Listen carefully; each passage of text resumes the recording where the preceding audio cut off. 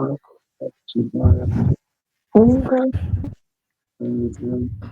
Nothing. This right here. I literally just got here 30 minutes ago. I went to a cigar convention where we was in Vegas. That we were and had no business up in that bitch. It was $500 to get up in that motherfucker. We had walked straight on in. I done came out with cigars, bag, get whiskey, all the whole nine. Motherfucker say, how you get in here? Walk the fuck on in, but it's Vegas, Shit, make the most of it.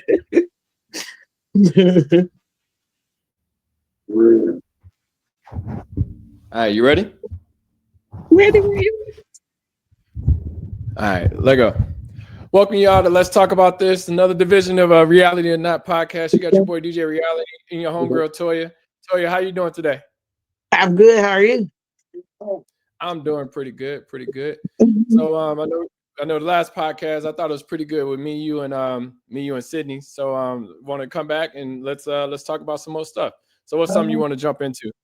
Well,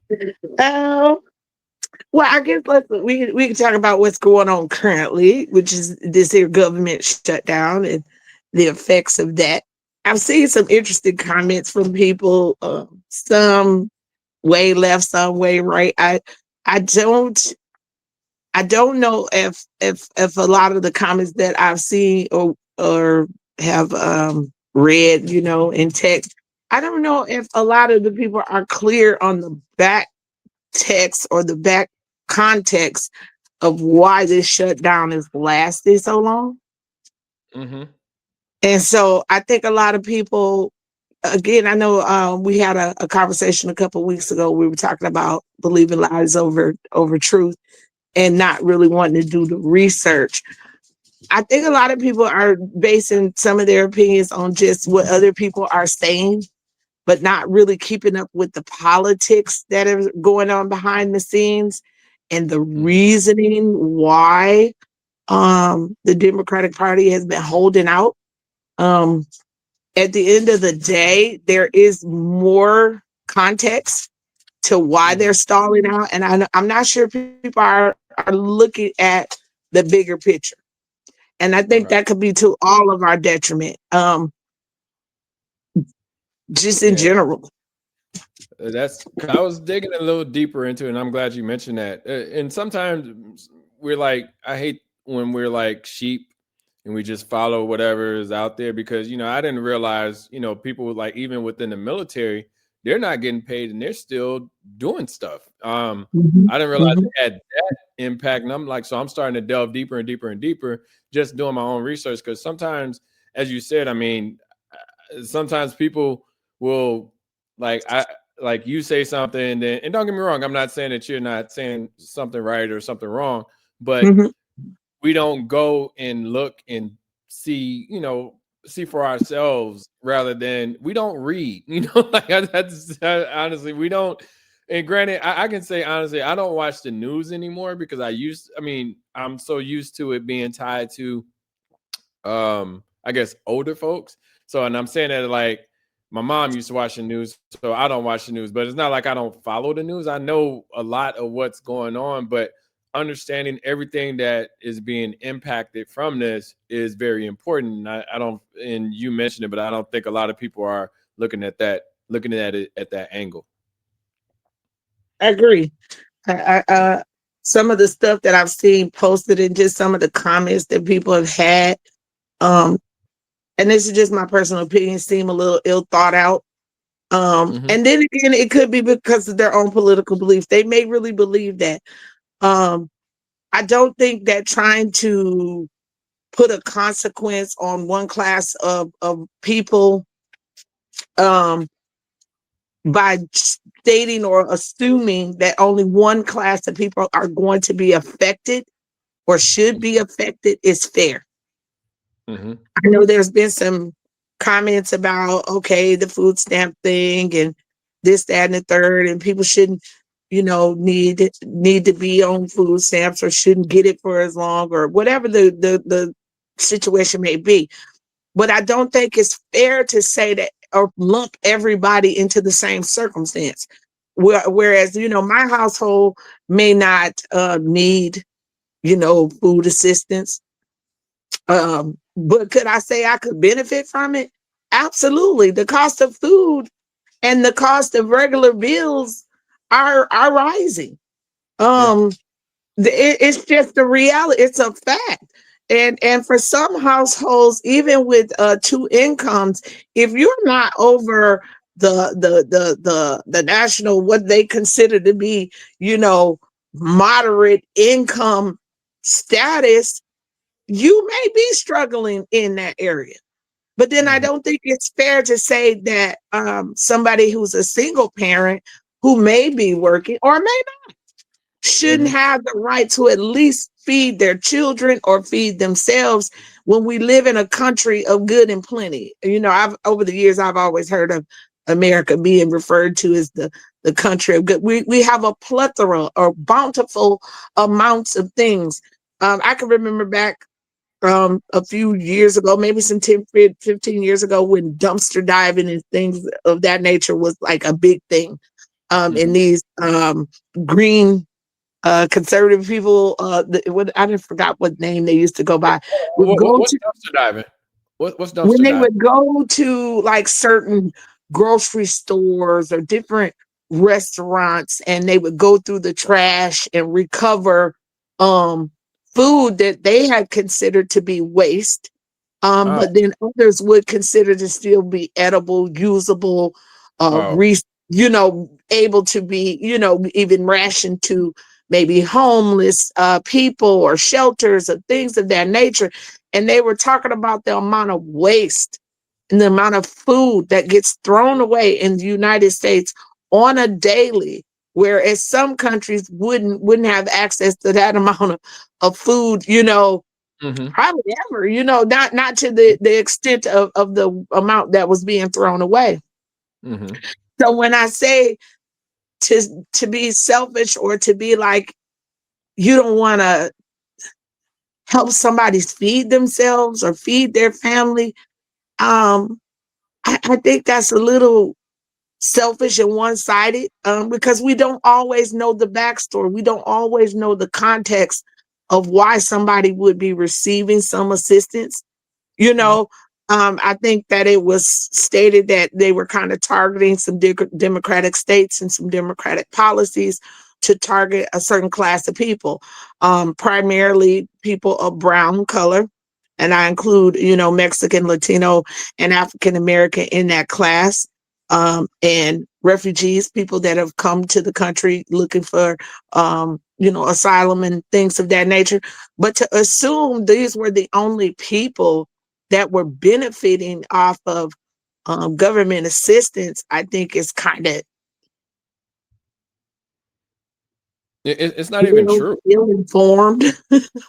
No, it's not even true. I mean, I looked up something and it said that, and correct me if I'm wrong, but what I looked up, it had mentioned that public assistance is used more from, I mean, it's more of them, but or as a number wise, is used more from white Americans than it is than any.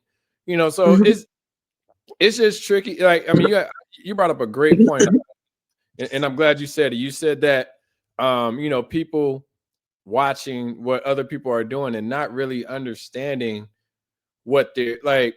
You don't know people's circumstances. That's why I try to help where I can, but I try not, like, if you say, hey, I don't need to know, I don't need to know the why. You say, hey, look, I need some help with this. I'm like, okay, cool, how can I help? I'm looking at that like, I don't feel like most people would come to me. I don't need your reasoning behind it. I see that you need help. Let me help. But say, for instance, with food stamps or SNAP or whatever, it's like, yes, SNAP or food stamps, will- what I'm saying? But I don't ever want to qualify to be able to get food stamps. And I don't think most people do. I think most people are in the mentality of, hey, I work, hey, I got to do da da da. I mean, because if you Can you imagine you only I'm looking at it from, say, for instance, $500 of food stamps or something like that per month or something like that. You only getting $500. You're not really getting home assistance, or if you are, like, it's just like, I don't ever want to be in a position where I have to have somebody help me out to pay my. I mean, I would love for somebody to pay my bills, but I don't ever want to be in a situation where I have to lean on that to be able to do that. And I remember back in the day, it used to be this whole negative stereotype that women are just having kids to get more food stamps or get more child support and stuff like that. And that's like it's a terrible mentality to have. Like, people are having kids for whatever reasons and they're building families, and I can't be there to judge on why they're building a family. They wanted to do it. That's on them. The assistance that they get from the government has zero to do with me. Of course, I mean, you can say taxes and stuff like that, but either way it go, like, they need the help. So I gotta pay for it. I'm in a tax bracket where I can pay the taxes that are, I mean, they're high, but I can but I have to pay them just to be able to make sure. And it's not as if it's targeting me to pay something. It's targeting my tax bracket. It's targeting the people that makes the same amount of money as me, a little bit, some more than me, some less than me, but it's basing it off of how much I make, not based off of targeting Sean. Like, that's the part that I like. People take things and they almost make them, or they make them personal, and it's not personal. Like, hell, if you get food stamps, shit, get them. Shoot, like, if you don't, then hey, get the money, whatever you can. My goal is to not ever. I've gotten food stamps before. I wasn't working. I had to like lean on the government, and honestly, it almost made me feel uncomfortable to get them, because of course I was up here, but then I'm unemployed and I'm making over six figures, but then now I'm unemployed and you're telling me I'm making $600 a week. It's like my mortgage is $2,400. So $600 a week, and I'm trying to eat and blah, blah, blah. Like, that's literally my more, and mind you, that's not even with taxes. So just know, like, from going from here to here, like, not working can impact someone where they need assistance. I've received food stamps before, and I'm not ashamed of it. I was before, and I was ashamed of it when I was a kid. I was like, I had to go to the store with the book and spend food stamps, and I was like, oh God, and I had the cheese, and everybody didn't think that, like, people would say things and stuff like that, but that was how we lived. It's like they made good ass grilled cheese sandwiches. I don't know, like, I'm just living as a child, and that's a part of the that's one of the, we ain't got to jump into it. We can still stick on the government, but that's one of the topics too. Is like, yeah, I grew up within not necessarily dysfunction, but I feel like it was a little bit blended on the way that I ended up, coming out of it. I figured it out, but I didn't understand that I was poor as a kid. I just knew that, hell, I mean, we had the box of cheese in there. My mom making $35,000 a year with 3 kids and no assistance. And, it's just like, and that was in the 90s. That wasn't even in the 80s or 70s, so it's just like understanding as you grow up, or something that you're not going to go back to. But back to the government conversation. Sorry, I delved off too much. But back to the government. All kind of plays hand in hand. I mean, because when you historically think about why assistance was kind of shunned upon in the Black community, at one point in time, they used to make African American women, single moms at that, jump through 1,000 hoops to receive assistance. There couldn't be a man in the home. You could make a certain amount of money. You couldn't own things. They would come and do inspections on your home to see what you had in there, if it was things of value, to try to make sure you weren't scamming. But a lot of people grew up in a generation where that assistance helped keep the family fed. And I guess this is where my conundrum with the catch-22 with abortion. I'm one of those people that I just believe that whatever your circumstances is, that's for you to decide. I'm not pro anything. I understand that circumstances happen, but when you promote take the option away from a person being able to decide, I don't want to bring a child into poverty. Mm-hmm. I don't want to bring a child into a home where I can't afford to have them there. And Mm-hmm. then for you to then say, you have to keep this child, or you have no other option but to have this child, but then we're not going to assist you. How does this work in 2025 with Yeah. the cost of living being what it is? So does the mother raise the child? How? How does she go somewhere and That's one provide system. and work and Mhm. put in 80 hours somewhere, pay for childcare? Rent has skyrocketed. Housing is just ridiculous. Um, Buy groceries. Lord forbid if you have a vehicle, put gas in the car, clothe Mhm. them.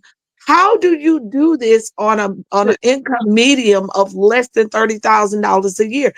How do you make that happen without Mhm. some help? You How do didn't even you bring make it. that You didn't even happen? bring up daycare. Daycare is Yeah, that's what I'm is saying. not a. How do you do this with an Mhm. income medium under $50,000? Under, Mhm. because you got to think the cost of living in each state and the different parts of the country differs, but the cost of living in those areas differ. I could maybe live in California and work a job and get paid $25 an hour, but my rent is $4,500 a month. Oh, you can't even live there.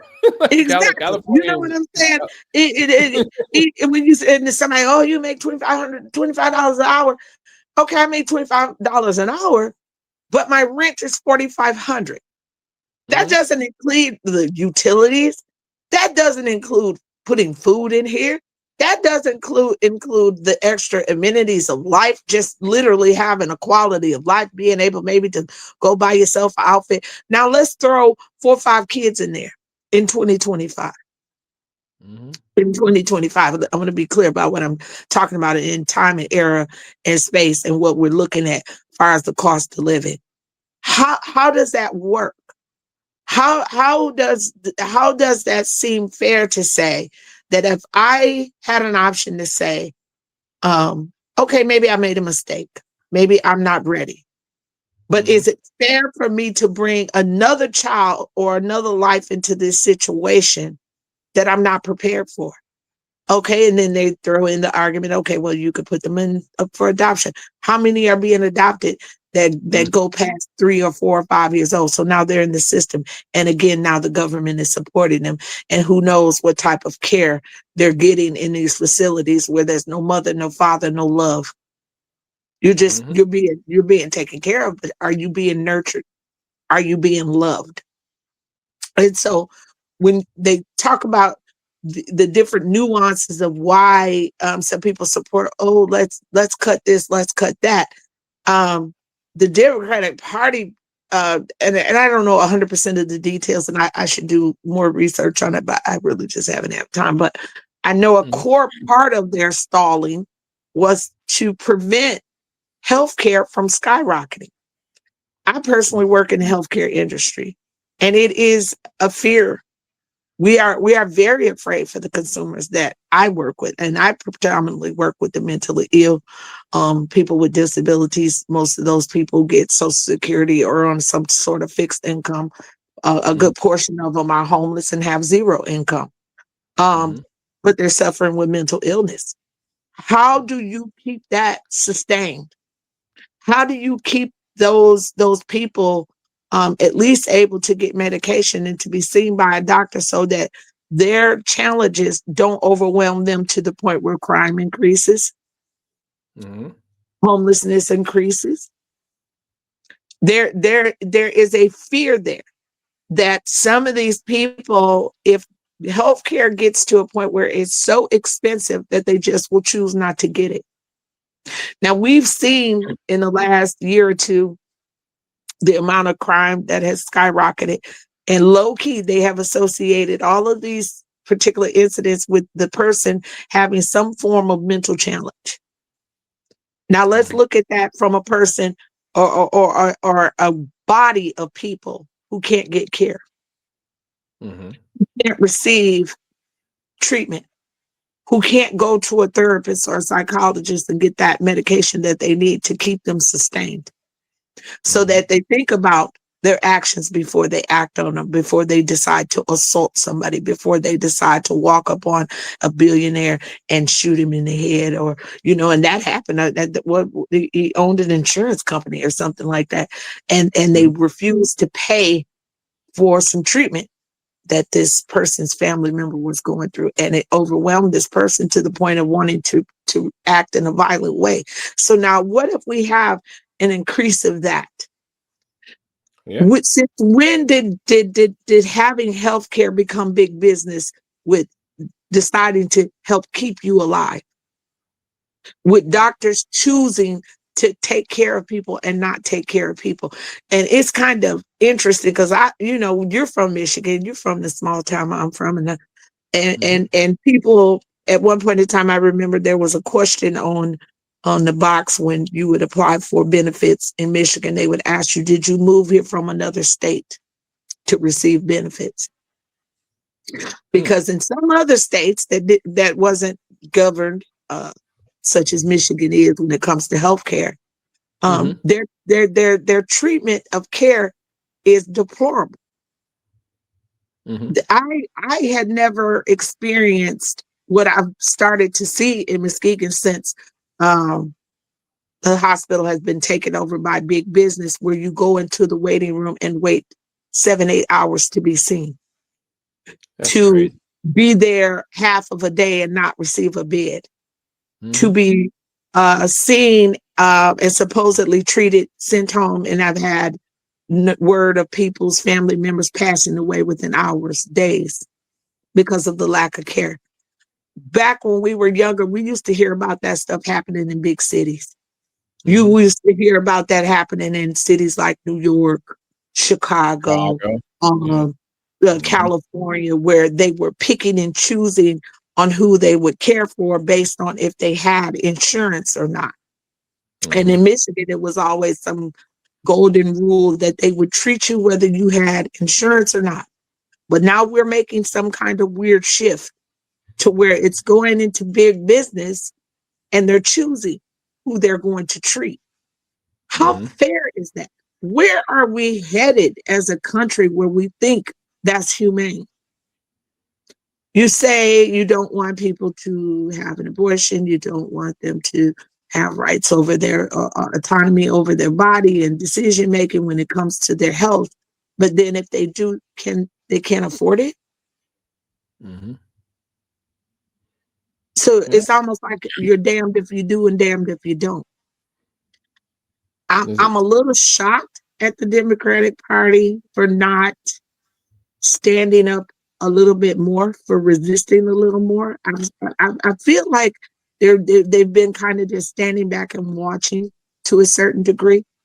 I can't imagine that if our former president Obama was still in office, that the things that have occurred in the last 12 months wouldn't have gotten him impeached, wouldn't have gotten him killed, wouldn't have gotten him taken out of office, because they would have thought these acts were deplorable. In the last 12 months, over 1 million people have lost their jobs. How fair is that? Now we're making people butt heads against what's right and what looks right on the surface. So they tell you, oh, well, they're holding out from giving y'all food stamps and y'all Social Security checks and pay, to almost put you in a corner to where you're saying almost like, well, just go ahead and give them what they want. But now, what is the consequence of just giving them what they want? Because if we don't decide to stand up to some of these decisions, what does this look like overall for a country? We're talking about benefits. We're talking about life and death here. I mean, there's so many other things they could probably be disputing and arguing about, but it's definitely a stall out tactic to make them give in and just give them what they want without really looking at the consequence of what that's going to impact overall if it goes through as it is. Yeah, I'll say this. I think you brought up a great point. And the point is, like, even going back to the abortion topic, say for instance, you had mentioned $25 an hour, which is a decent salary or a decent Mhm. amount of money to make, but it's $25 an hour, 40 hours a week. What does that work? I think that's $1,000 a week. So say Mhm. 2,000, say you make $4,000 a year or Mhm. $4,000 a week. I mean, $4,000 a Right. month. $4,000 a month, tax at 70%. You're down to $2,800. So you're about getting $1,400 every 2 weeks. $1,400 every 2 weeks. Take out medical, take out Mhm. insurance, dental, all that stuff. You're probably down to like 12, 13. 15. Just say 12, just say 12, 1,300. I think it's less, but just say 1,200. Just say 1,200 as a whole. So out of 1,200, and then this is what, like, I learned this from, and I don't have kids, and I learned this from having to break down the math for when I was applying for forgiveness for my loans, and I still ain't got forgiveness. Fuck them all, but Mhm. and I had to break down all the numbers. I was like, wait a minute, okay, I'm at 1,200. I'm carrying home 2,500. Okay, my car insurance, $200. My eating, $200, $300 on the low end. Gas back and forth to work, say $100, $200. Or I say probably $200. So, and mind you, throw in daycare now.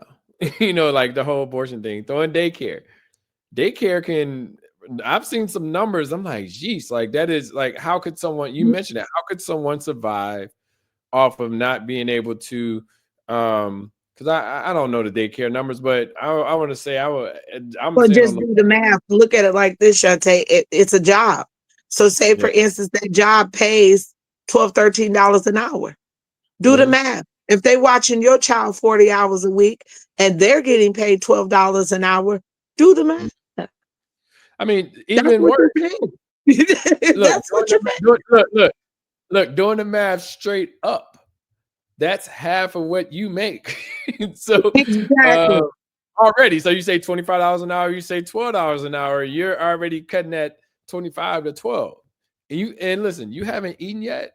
You haven't gotten back. Close Like them. it's all, and it's just crazy to me that, and don't get me wrong, the problem I have with the current government situation now is it's they don't know what to do. And I'm Mhm. not giving them any. I mean, this is why we put elected officials in there to be able to figure out what to do. They don't know what to do against this current administration.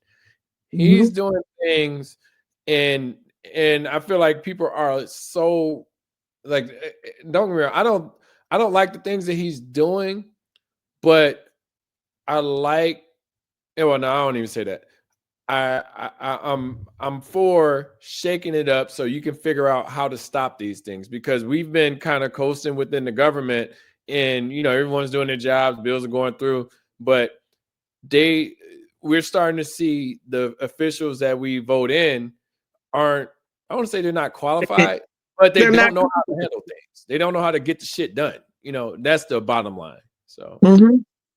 but I don't know. I mean, I would say that that's a fair statement. I used to refer to it as we have an old government.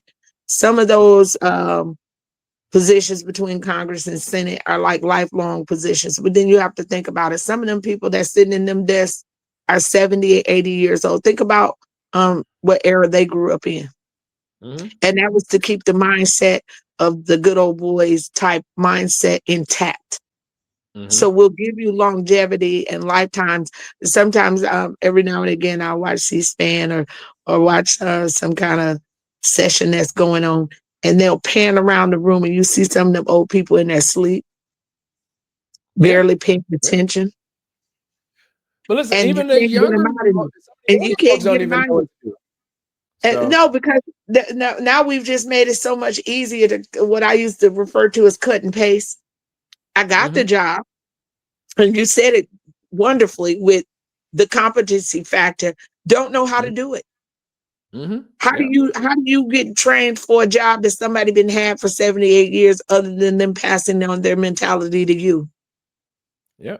and Mm-hmm. and and And they and the train way you. that yeah, this is just training you. We saw Mhm. that when we kind of talked a little bit about the leaked conversations that we're having amongst some of those representatives behind closed doors. But then you think to yourself, they got coached by somebody. Somewhere Yeah. along the way, the behavior was condoned because this just didn't start from nowhere. You got to think technology has brought stuff to the forefront, but I guess it's been plenty of backroom conversation over a good bottle of wine or whiskey or whatever spirit they into, that these conversations go on a regular, that these younger people, this younger generation has been exposed to in some way, form, or fashion. Because you think about how you were in a fraternity, and you know how it is when you get courted and they seek you out and they bring you into the special meetings and they tell you the special rules and all the things. Mm-hmm. Clearly, it's still happening. And that's to keep the mindset intact. And it's sad that this administration has found a way to tap into it and use it to their advantage. So now is where we as a community, and I say that Black, Brown, LGBT, Asian American communities, where we have gotten to a place of complacency and comfort, that Yeah. we have condoned not paying attention to what's happening right in front of our face. We have lost track of keeping up with what government is doing. I could imagine when our parents, grandparents were going through the civil rights era, that was like a big thing for people to be socially and, governmentally aware Mm-hmm. of what was going on and why decisions were being made. We just got so comfortable, as you stated before, with just things kind of just being complacent. And Yep. so the shaking up has definitely showed how many acorns needed to fall.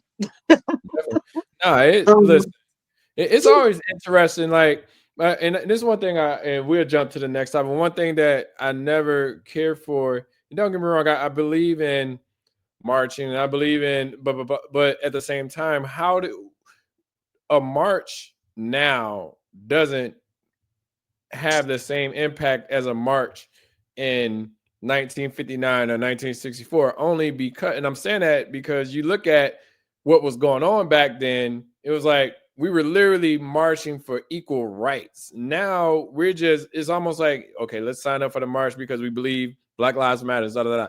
Cool. I'll go and support that, but it's like it still has to get bigger than that. It has to get engaging within, because politics are just kind of it's like you get in, now you got to figure out how to get around the red tape, but we need people in there that's pushing past the red tape to be able to get things done. And like we said earlier, that people are so comfortable in these positions now, and that's why I like the discomfort that's happening, but I don't like the impact that it's having on our people.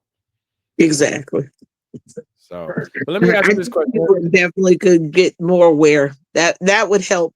As you stated before, back then people were aware, and I Mhm. think that we just need to get a little bit back more aware and accountability. I guess that's the right word. Yeah. Holding these representatives accountable for what they say they're going to do, and Mhm. making sure they're doing it. Yeah. So, what you want to segue into?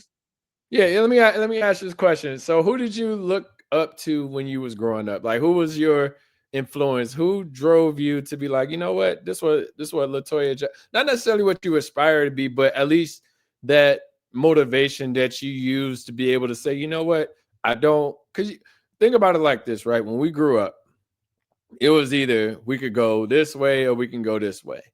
And it really wasn't like a middle ground. Like, in my opinion, I feel like it was either, hell, you either sold drugs or you was on the straight and narrow. And I kind of felt like, not necessarily selling drugs or anything like that, but I kind of feel like, say for instance, high school, like I wasn't like a popular person, but I wasn't like the person that people didn't know either. You know what I'm saying? I was kind of in the middle. So like, and I asked the question, like, who influenced you to be able to get to where you're at right now?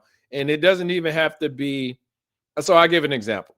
Like this is a fictional example, but I used to love Claire Huxtable just because she was witty, she was charismatic, she was pretty much right all the time.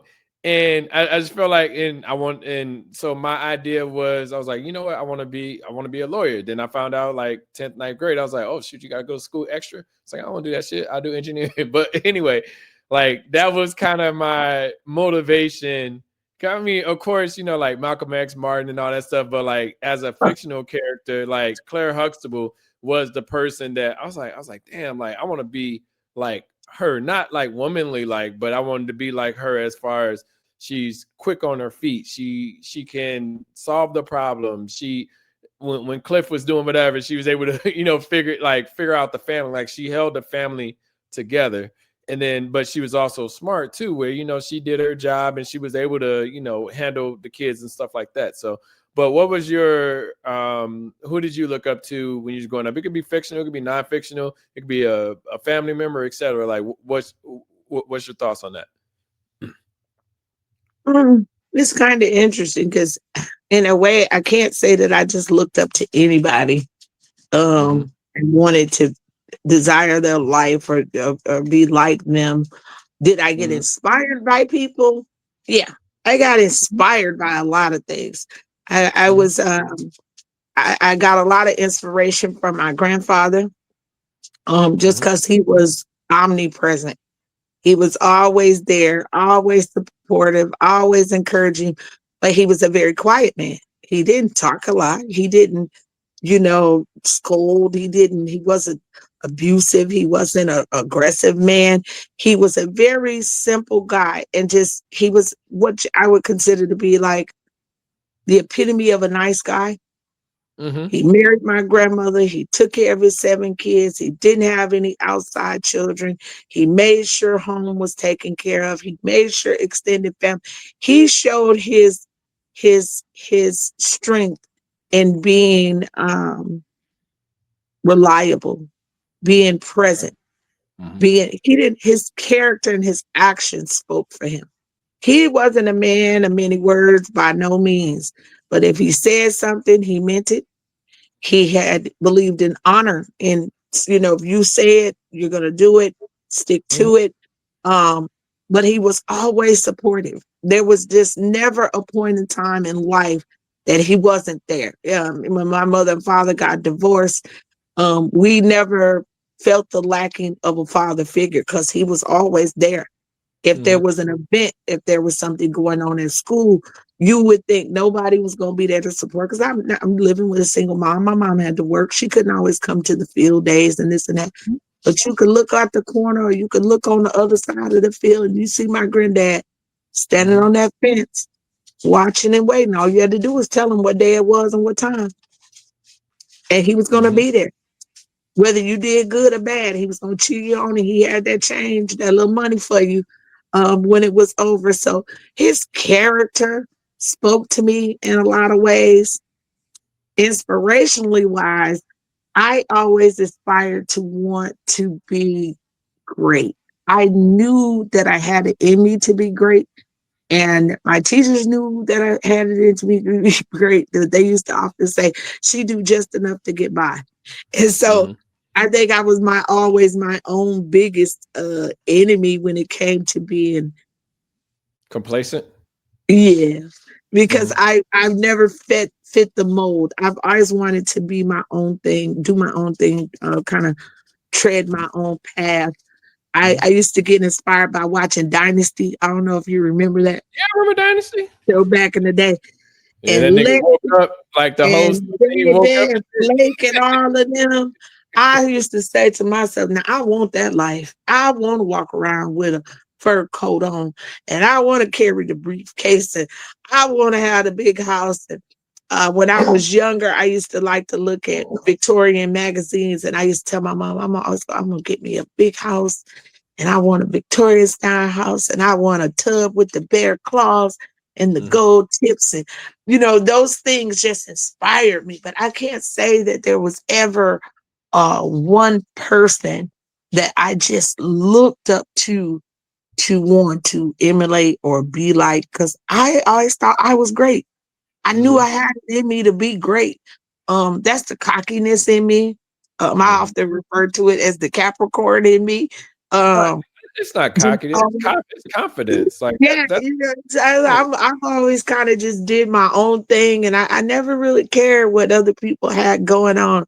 I set my own style. I did my own trends. I kind of live my life in a sense that I'm gonna do what Toya want to do, and that's good, bad, or indifferent. I've had some great experiences. I've had some not so great experiences, but I've often said that, you either learn from it, grow from it, and you move on. Mhm. Some of the things that I've done in my life have inspired me to want to do better. Mhm. The steadfast in me has always allowed me to do better. I Mhm. always, I'll make one benchmark, and I ain't even satisfied with staying there too long before, in my own mind, I've set another goal, another challenge for myself. So, a lot of the things that inspired me when I was young, I've achieved those things. I Mhm. bought the cars. I've traveled. I own a home. You Mhm. know, I have a job that pays decent. I have the children. They have their own way of making their way through life, but they're safe. They good. They never been in no trouble. They never been in no jail. They never, they don't really do that weed. Oh Lord, when it became legal. But as far as heavy drugs, they don't drink alcohol. I don't have a whole lot of things in my life that I'm disappointed about, because I kind of set my own benchmark. Yeah. So I hope that that's inspirational to somebody else, maybe looking from afar, Mhm. to be like, I don't want to necessarily be like her, but I want to have the tenacity, the drive, the steadfastness to kind of check off some marks in life. So hopefully that kind of answers the question. But there No, was it just does. never a whole lot of people that I just looked up to and was like, oh, I want to be like Blake. No, I don't. Mhm. I don't want to be. I don't want to be. I want to be like Toya, but I want to be great. I want to have that life, but I don't want to be like him to get it or her to get it. You know what I'm saying? You know, I give you three people. My mom, Brian Clancy, my cousin, Mhm, mhm. and me. And when I say my mom, like her work ethic Yes. is like driven in me. It like I will work till the end to be able to get whatever I'm trying. Like my mom will work doubles, then come to my grandma's house, um, and then I mean, it was like she was making sure that we were taken care of, but she was making sure that financially she was trying to figure things out being a single mom. Like my mom bust her at like I can give you all I give you all of the bad stories of her annoying me or getting on my nerves, but she's the one that like she was the reason why I would work even if I wasn't making the money at the time I should have been making. I'm working double shifts just to make sure that my family is taken care of, Mhm, we good and all that stuff. And she would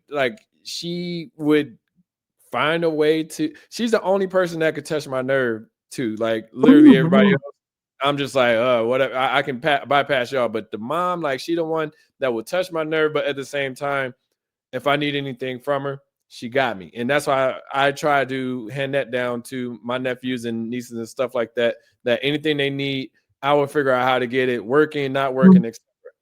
Brian, mhm, Brian, like me and Brian the same, well, we all same class, but Brian always like me and like Brian used to stay across the alley from me. I didn't even know Brian was my cousin until like maybe first, second grade. I can't remember. Like he know that I think he knows the math a little bit better than me, but we was friends before we knew that we were cousins. And we hung out, we played Nintendo, we did all other things. But then Brian's drop. Like Brian was the dude that was selling candy in elementary. You know what I'm saying? He was mhm, that dude. I'm like, okay, he works hard. Okay, cool. Well, he got his candy hustle. Okay, I get my paper route hustle. Now I'm over here slinging fucking the Chronicle like 2 paper routes and shit like that. He got me my job at McDonald's. Like I had 2 first jobs. I worked at McDonald's and I worked at this camping, and I got him the job at the camping thing. So it's kind of like we kind of went back and forth, but Brian always had that drive and that hustle. Brian started DJing, in high school. I started DJing in college. It's like, and it wasn't like directly, hey, look, I'm biting what you're doing. It's like, well, no, I've always wanted to DJ, and you made it look easier. Not easier, but you made it look more attainable for me to do something like that. So then I went on and pivoted and started doing it in college. So it's like always it wasn't necessarily a competition between me. Hell, Brian had a Cherokee like in high school. He was like, he bought it with his own money. It wasn't like his mom bought it or anything like that, or his pops or my uncle, whatever, bought it, whatever. So it was kind of like dope, what I'm saying, just to see his drive. So I was pushed, like I almost went to, it used to be GMI or Kettering, what I'm saying, I almost went to school because he went to that school, and I decided to go to Michigan State. Great decision. But all of it said, like, he was the one that, side by side, that I was inspired by, but then say for instance, me, I'm very similar to you. I'm gonna do it my way. Said bad, or you said good, bad, and different. I'm going to make it mine. You know what I'm saying? I am going to, but I know that I have to pay for it. Nobody else, like as soon as I got out of my mom's house, it wasn't like fuck you, mom, or anything like that. But it was like, okay, I'm an adult. You could say whatever. Like I remember one time I went home and Eddie came. We used to try to coordinate the times that we'd go home. He was at Grand Valley. I was in Michigan State. And she was just like, and I was like, hey, I'm about to go by Eddie's house. Da, da, da. She was like, oh, you ain't about to take no car over here. I was like, okay, cool. Eddie, can you come get me? Boom. Eddie came and got me. Went over to Eddie's house. Me, Eddie, Feek was out chilling. You know what I'm saying? At Eddie's house doing nothing, just chilling in the basement, listening to music and stuff. So I'm saying all that to say, once I know I learned as I was going along within my path, but I created my path. And for me, I remember when I started DJing, I just went and bought some equipment. I took my loan money from school, and then I was like, well, I just pay my rent out of pocket for this semester, but I'll go ahead and buy some equipment. My mom was like, yo, why are you buying this equipment? You spending this money? Da, da, da. I was like, I got this. I'm cool. I'm gonna figure it out. I was like, I just got to eat less, and I'll start learning how to DJ. Started 97 and been going to this day. You know what I'm saying? Now she borrows money from me off of DJing, not even off of my corporate shit, because I had DJed professionally like for a long period of time. Now I just do it as, kind of the side thing. But it's like I knew, like from the DJing perspective, now I'm a DJ, and now like, oh, well, even, fast forward now within my career, it's like, well, hell, I got a certification test tomorrow morning. You know what I'm saying? It's just like, no, like I'm going to bust my ass to make myself better and invest in myself. And no one and like I said, I'm not doing it quote unquote by myself, but I'm focused on my own. I have people all the time, and I tell people, like, listen, in life, when you do things, it's going to be 50% of people telling you not to do it. It's going to be 50% of people telling you to do it. So, and don't worry about how they feel about you. Just do it. Because the thing is, they go hate, they go love, no matter what. If you end up passing this certificate, like I said, I got it tomorrow morning, you end up passing this certification, throw me an extra 20,000 on the salary that y'all trying to get me out here. I know what this position, or I know what this certification gets me. You know what I'm saying? But that's investing in myself. I can pay $200, $300 for a certification. I'm investing $300, and the certification gets me an extra 20. You do the math. Hell, if I fail the certification tomorrow and I take it again, that's another 300 bumped up, $600. I get an extra 20,000. Do the math. Like I'm still going to, I can take the test 5 times and then eventually pass, and still my return on investment is that much better. But I'm saying I invest in myself, where I feel like, and this is one thing I want to get across to a lot of people. If you want to do something, then do it. Invest in yourself. Don't list, like people will always find and I say this as in, people will put themselves in your shoes on the way that you think about, on the way that they think about something. So their self-doubts already are going to hurt you if you're taking their advice and just going with it. Because most of the time people are going to like, oh no, maybe you should study a little bit more. Maybe you should look at that next year. Da, da, da. I don't, we, that's one thing we never get back is time. It's like, no, go ahead and do the things that you want to do. I'm at the tender age of 48 when I'm like, okay, nah, I want this now. I want this now. Da, da, da. I'm gonna figure it out.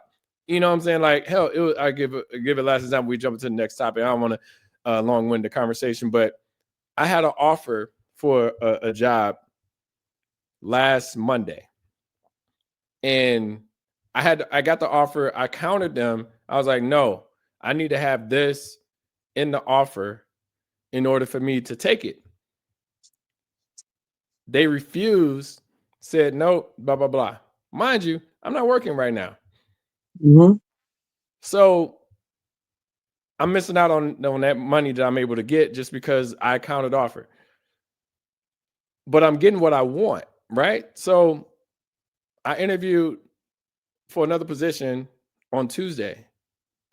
Got the offer for that job on Friday. $30,000 more, 25,000, 27, something like that. Almost $30,000 more than the position on Monday. Mm-hmm. I could have taken the position as is from the Monday job, you know, but that wasn't what I wanted. I was like, okay, y'all go give me exactly. I mean, not exactly, but I was like, let's negotiate. Let's figure this out. You know, like I got to get, the number has to make sense to me, you know, and they couldn't get to that, and that's fine. Of course, I was down. I'm like, oh God, I can really use some income to come in right now.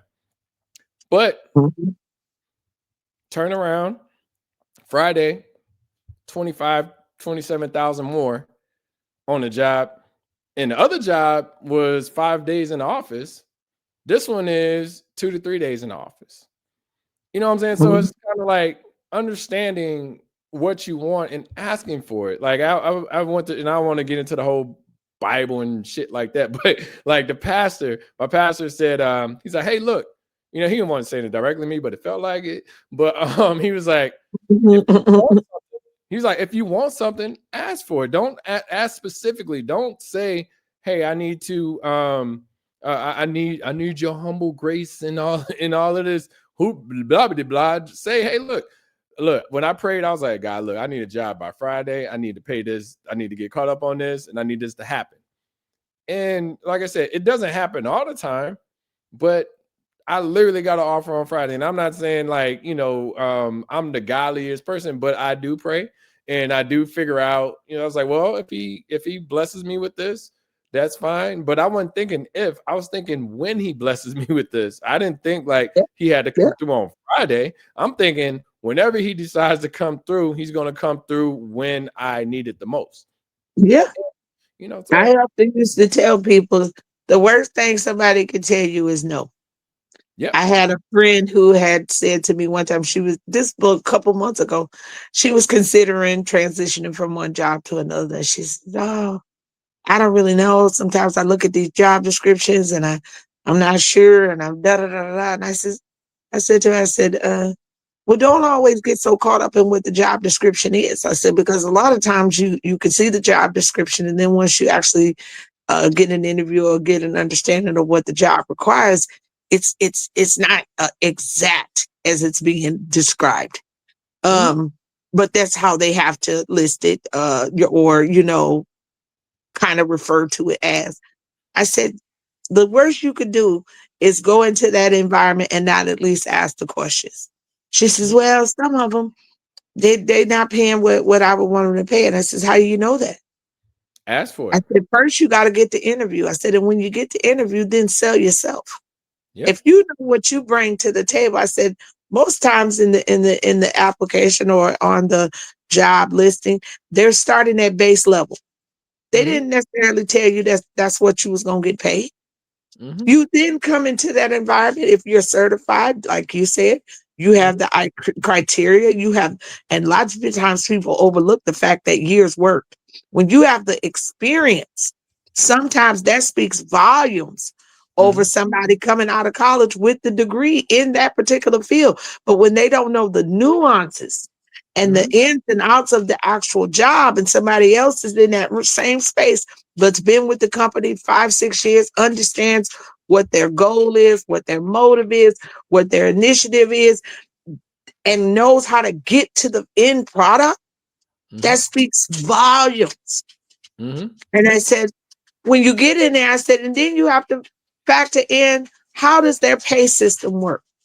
I said, okay, you saw that job and maybe they said $50,000. Okay, you don't want 50,000, you want 65. I said, but now you don't know how that pay system works. I said, maybe you come in and you ask for 40, 45. But then you didn't know until you got the job that after your first 90 days, your trial period, you got another raise. And 6 months in, you get another promotion or raise. A year in, you had your evaluation and you get another raise. Who's to say within that year's time, you're not closer to the 50 that you wanted than you thought? Yeah. Because you don't, selling yourself. I said, the worst they could tell you is no. The worst they could tell you is no. Don't talk yourself out of it, though. That's right. Sell yourself. I say, you know the job, or you think you do. Even if you don't, go in there and they say, fake it till you make it. Sell yourself like it's your last day on earth. And the worst they could tell you is no. Case in point with your scenario there. Okay, you didn't get what you was asking for the day before, but the second day somebody said yes. The worst they could tell you is no. Yeah. No, Don't mean I still don't want it. Don't mean I still don't deserve what I'm asking for. Maybe that I believe a lot in fate. A lot of times people, I leave a lot to fate. You just never know. It was your time to shine. That first opportunity was probably never in the cards for you. It was not going to be the right fit. You probably wouldn't have wanted to be there too much longer because you wouldn't have felt like you were getting paid what your worth was. And so when you go into spaces like that, sometimes you don't bring your A game. Sometimes you ain't, giving it your all because you're thinking to yourself, now I ain't finna do two men's job and get paid for one, And so the worst they could tell you is no. That don't mean you don't ask. Yep. That don't mean you don't ask. And I liked when you referred to your mom as being an inspiration. I should have included her as the inspiration, but not somebody I just looked up to again. Like your mother's single mom, working a lot. She worked for the school system for 40 years. So a lot of times when we at school, she at school too. So there was not a lot of time for her to be as engaged and as present as she would have liked to have been. And when I got to be a teenager, I ain't gonna even lie, that was probably the most tumultuous times of our life. We butted heads to there was no end. And I was even then, the consequence of my arrogance, but kind of hard-headedness, I financially have been kind of supporting myself since I was 15. Her consequence to me would always be taking things away. I was too old to whoop. I was too old to punish in a certain kind of way. But she knew how to make it hurt. Take the car, to go school shopping for my sibling, but won't buy you nothing. I hated that. How to make the consequence. I gotta get to work. Yeah, I gotta get to work. Like, what the fuck? Gotta get to work, and you can't take this car and call your daddy, call your granddaddy, and so even then, as I look back on it now, I used to tell people, and I still do. My mom's been passed away about 8-9 years, and she was OCD. We had chores and rules around there that a nun would stamp. That's how good they was. And I rebelled against a lot of things. But the moment my mother passed away, when I say all those things that she did innately, that she punched into our head, came fluttering back. It was always, right on how to do something, how to stay. She was very studious with paying bills and on time with, making sure you be on time and you be present and you pay your bills and, you keep track of your money. You have a bank account. There were certain things that and as a kid, you'd be like, oh, she don't know what she talking about, blah, blah, blah, blah, blah. Soon as I got to that age of being on my own, because when I went away to college, she didn't even know I was going. I Mm-hmm. was doing things when I was a teenager I'm not necessarily proud of, but I was getting money. And I took my own money. And I woke her up one morning and was like, can you give me a ride to the bus station? She said, where you going? I said, to school. Hmm. So she had no idea my own goals, my own tenacity. Actually, my friends didn't know I was leaving either. I hung out with them all night long and didn't tell none of them that I was going away to college the next day. And I just left. Yeah. It was, the best decision I could have made for my life. But Mm-hmm.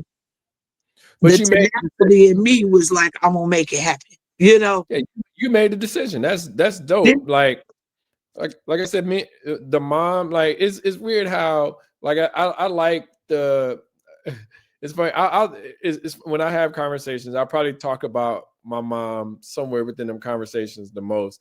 And I can talk about she's the one, she can annoy me, but she's the one that, you know, right, wrong, indifferent. Like she's the one that drove me most of the way, like even from DJing. Like, oh God, I was Yeah. like, I can't buy no DJ equipment and I can't spin records. It's It like almost no, seems like they would be the ones the hardest to please. No matter what good thing you do, it's always one more thing you could have done better.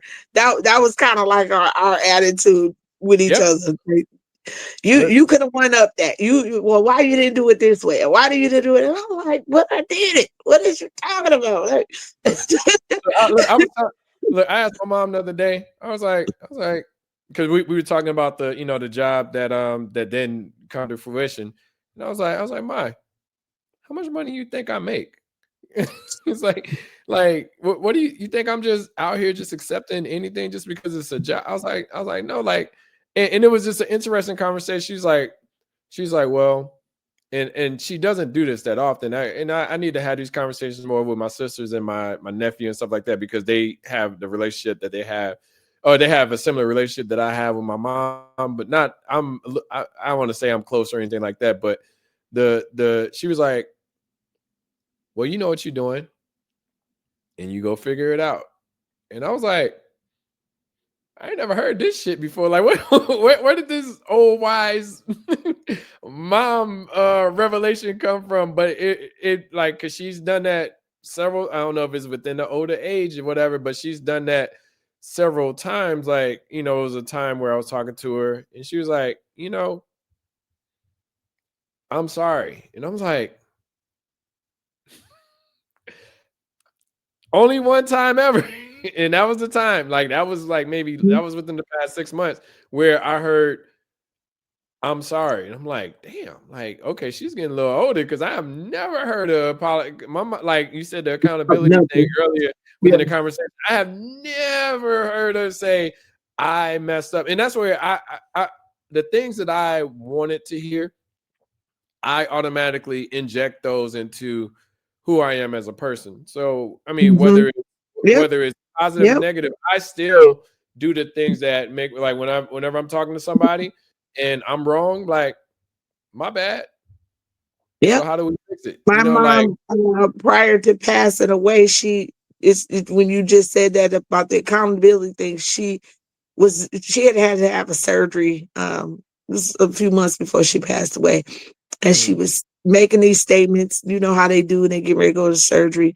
And she was mhm, talking to me and my siblings, and she looks at me and she says, "And you're my child that'll get it done. I never mhm, have to worry about you getting it yep, done. If something need to be done, you're gonna get it done." mhm, And for the first time, and I think it felt like maybe ever, I'm gonna drop the phone and say ever. mhm, Um, yeah, it was like she was saying, I see you and I've always saw you. And I mhm, know that you're going to get it done no matter what it is, because my personality has always been very kind of combative. I'm mhm, gonna go against the grain, but I get it done. And for her to know that in me and knew that, and then before saying it shortly before she passed, that always has stuck with me since she's Resonated. passed away. That she did know. And as a mom, and I know you don't have children yet, but as a mom, the one thing I do say is, you know your kids, you know them. I got two, and I can tell you that they personalities like night and day. I can tell you if somebody else described my kids to me, I can tell you which one of them did it. Because if nothing else, as a parent, as an intuitive parent, a present parent, meaning they may not be always around, but they watching. You know your children. She know what you capable of. She know what kind of stock you come from. And even if she don't never tell you, I bet she bragging to a friend. My Oh my son God. is. My mom called My me on son, FaceTime. my Look, she son called me on is FaceTime like, this my in son. your neighborhood around this town, you probably a millionaire, let her tell it. And my son, because sometimes we don't always know how to show or express our admiration for our children or how proud we are to them directly, because again, we know them. Just like I know what good in you, I know what bad in you. I tell my kids all the time, you like, don't lie to me. Tell me first before anybody can tell me something, because I'm the only one on this earth, right, wrong, or indifferent. Yep. Gonna be there with you. Gonna try to do. I might can't get you out of jail, but I can keep you from getting life. You know what I'm saying? So tell me, because I'm gonna know you're lying. I'm gonna know. I look. Look, Yeah. if we got to stand on that lie, then Yeah, you know. we gonna rock it to the bitter end. I might not put up this house, but we sure gonna get a lawyer to try to keep you from getting the death penalty. I think you all the commissary in the world. So yeah, you take that as a nod, and as I say, as this is just me speaking to you as a mother of a son. She see you. She never said she see you. She's very much aware of what you're capable of. And I take that and I run with it, because I like I said, that moment when that conversation happened, my mother passed away like 2 months after that. But the fact that she said it in her right mind, prior to that happening, and allowing me to know that she saw me, and I may have been her most hard to deal with child. She was proud of me. You know what I'm saying? Because I checked off a lot of boxes. I bought my home when I was 26 years old. I mean, but she knew you was on your shit, which is She dope. I know that mean, I'm on my shit. If ain't nobody gonna get it done, she's gonna get it done. So no, yeah. that's always important. I always tell people like, it's these little moments, and I'm glad you was able to get that from your mom, because there's, you want to feel like you got like it's because she's always been in the corner, but Mhm. it's always good when it's almost what's the word? I'm gonna say justified, but like I called her, on Friday. I was like, guess what I got? She was like, some what she say? She said, she's like, you got some breakfast or something? Like I was like, no, guess what I got? And she was like, all right, I'm tired of guess. I was like, I got a job, like she was like, I knew Yeah, you was yeah, going yeah. to, you know what I'm saying? So it's kind of like, it's always good to, help them understand, like, because my mom, she worked at the prison for 25, 30 years, you know what I'm saying? So they always used to, they're used to you work for a place for a long time and go from there. But Mhm. like in this climate, it's almost impossible within engineering in general to stay with a company longer than 5 or 10 years, because there's always corporate cuts and all these different reasons. So she Yeah. don't understand why I move from company to company, but I'm getting more and more money. I'm like, well, no, that's kind of like the nature of the game. But all that being said, I love the fact that I was able to be able to say, oh no, I got a job, like, and just had that, hear her joy and stuff like that. So And share that. Yeah. yeah. And have her So be proud to ask all the questions. Well, how much you gonna be making? Where you gonna be working at? Who you gonna be working for, boy? Look, I had to break it down. Like, and that's the conversation. I was like, "Ma, how much do you really think I make? Like, do you think I'm just out here just trying to?" I was like, "No." I was like, because we had this conversation about the house when, because what I do contract work. So within the contract, my contract ended in August, and I had the surgery in September. And so after the surgery, after I recover, I'm back to looking for jobs and stuff like that. But she was like, "Well, I can help you out with your mortgage." And I was like, "I know you can't." Like, it's like my mortgage. I was like, my mortgage is $2,400. I was like, your mortgage or whatever you pay on taxes now because the house is paid off. Even when she had a mortgage, her mortgage was like $400. I was like, "There's no way in hell like your salary or what you make is gonna be able to compensate for this high ass house that I that I live in." And I love my house, and it was well worth it. But it's just, I was like, no, I was like, but she was like, but I know, because I told her, I was like, no, I'm gonna figure it out. Because I always tell her, I'm gonna figure it out. Don't even worry about that. Like, I'm never gonna be worried about losing a house or being able to not Right, take care of right. the things that I need. But yeah, it's just good. She was like, well, you go figure it out. I'm like, yeah, you ain't got no choice, shit. So, Yeah, it's but life. Say yep, don't make you. I mean, key you make you stronger. So you gotta figure it out. yep, You yes, gotta ma'am, figure it out. I, yes, I I ma'am. will say this though, as I got older into the stage that I'm in now, in my late 40s, I often reflect and say to myself, I have a lot more empathy for my mom. I can Definitely. remember my mom at this age. Mm-hmm. I can remember maybe the trouble that she felt I was bringing to her or the stubbornness that I was bringing to the table. Mm-hmm. And as a parent, not knowing the backstory, I Mm-hmm. don't know the things that my mom may have kept from us. The I time definitely. she may have been robbing Peter to pay Paul. Mm-hmm. Um, the things that were going on behind the scenes that may have been causing her stress or concern. I don't know those stories.